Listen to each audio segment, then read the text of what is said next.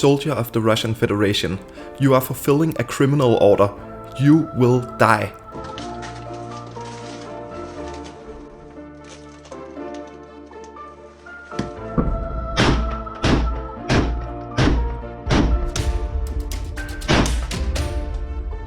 Surrender to captivity and you will return home safely.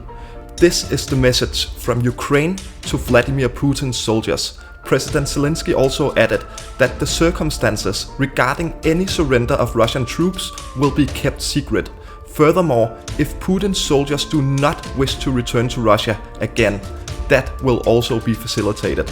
Since the large Ukrainian counteroffensives began several weeks ago now, there has been no stopping them. It seems that wherever they go, Vladimir Putin's troops run away. As Paul Massaro so greatly put it, odd how Russia, obsessed with traditional masculinity and machismo, produced so many cowards. Unfortunately, not all Russians flee. Tough battles are still being fought each and every day, each and every night. The bravery and determination of the men and women in the armed forces of Ukraine is out of this world.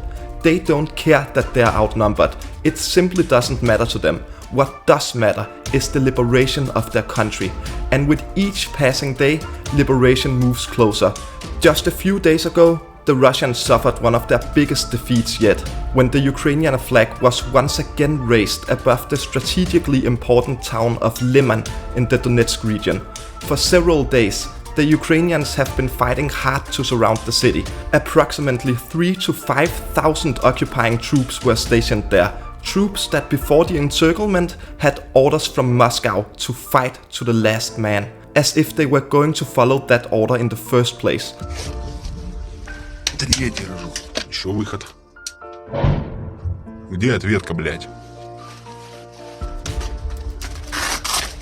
И четвертый рожок еще есть. Перебрал. Больше нету. Нихуя. Все пустое. Сдержите, пацаны. Держите оборону, блядь. Не дай бог отойдете всех под трибунал, блядь. Того патроны ЛПСки, блядь, обычные. Пятерочка, блядь. Которая, кстати, хуй прошибает эту, блядь, плиту укропскую. Чего у нас тут еще? Ага, ну тут трассер забит, это добивали остатками.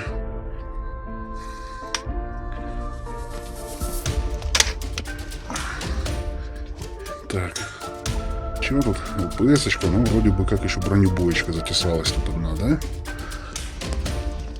И здесь у нас что? И здесь у нас ЛПСочка, пятерочка. А, кстати, на сколько это минут боя? Минут на 10, наверное, да? Что же, когда тебя кроют минометы и птички, блядь? Ну, выстреляешь полрожка. Куда-нибудь. Максимум. Вот, пока снимаю. Где? Еще один пролет. Где ответка, блядь? Вот так вот и держите, пацаны, оборону, блядь. Ни техники, ни хуя. However, once it became brutally clear to the Kremlin that they were going to lose Lyman no matter what, they did what they always do. They strategically relocated troops to more favorable positions.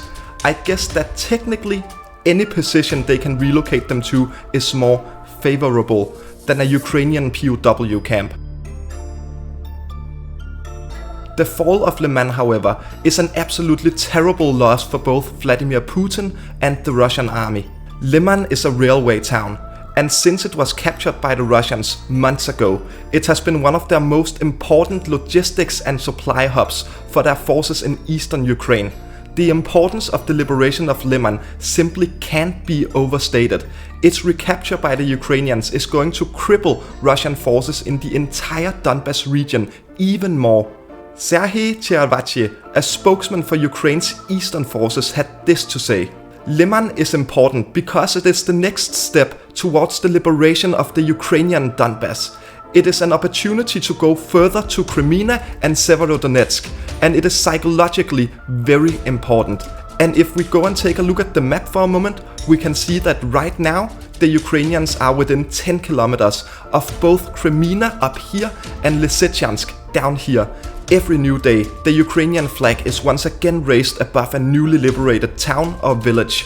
At the moment, it seems like liberation is running on jet-powered engines. That, however, could also be the sound of the Ukrainian Air Force, which after more than 7 months of full-scale war is still going strong, making life very difficult for the invaders. Even with Putin sending more Russian cannon fodder to the front every single day, the Ukrainians are still successfully pushing both in the north and in the south.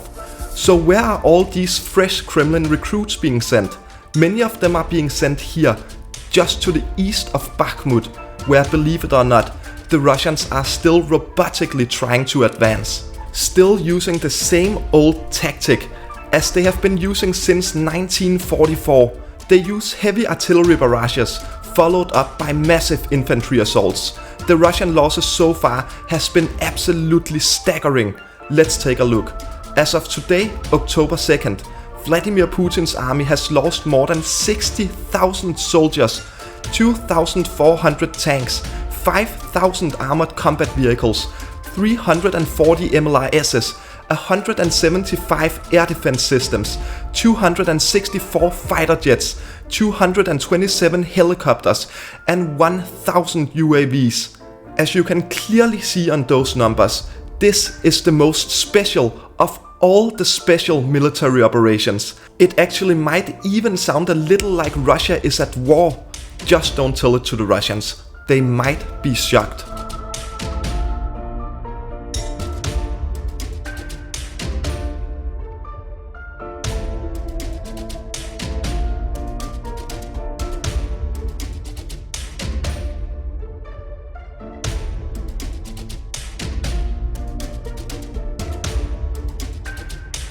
With the liberation of Lyman and the road to Kreminna laying open, what is next? President Zelensky has already promised more successes in both the Luhansk and Donetsk regions. He says, over the past week, the number of Ukrainian flags in Donbas has increased. There will be even more in a week's time.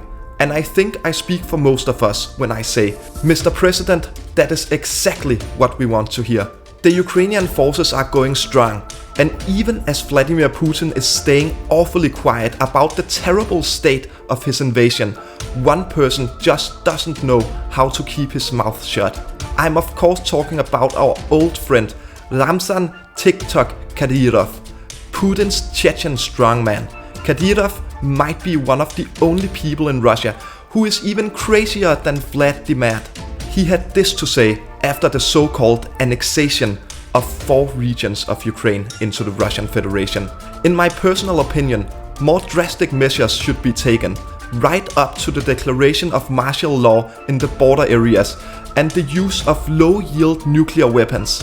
As crazy as it sounds, it is unfortunately what many powerful people in Russia is saying, and I think the time has come to take it more seriously. Because once Putin's mobilization fails, using a tactical nuclear weapon will be the only form of escalation he has left. So we need to keep in mind that even though the use of nuclear weapons is still unlikely, it is much more likely now than it was just a month ago. To quote former US President Ronald Reagan, "You and I have the courage to say to our enemies, there is a price we will not pay, there is a point beyond which they must not advance." Winston Churchill said, "The destiny of man is not measured by material computations. When great forces are on the move in the world, we learn we are spirits, not animals." And he said, "There's something going on in time and space, and beyond time and space, which, whether we like it or not, spells duty. You and I have a rendezvous with destiny. We'll preserve for our children this the last best hope of man on earth, or we'll sentence them to take the last step into 1,000 years of darkness."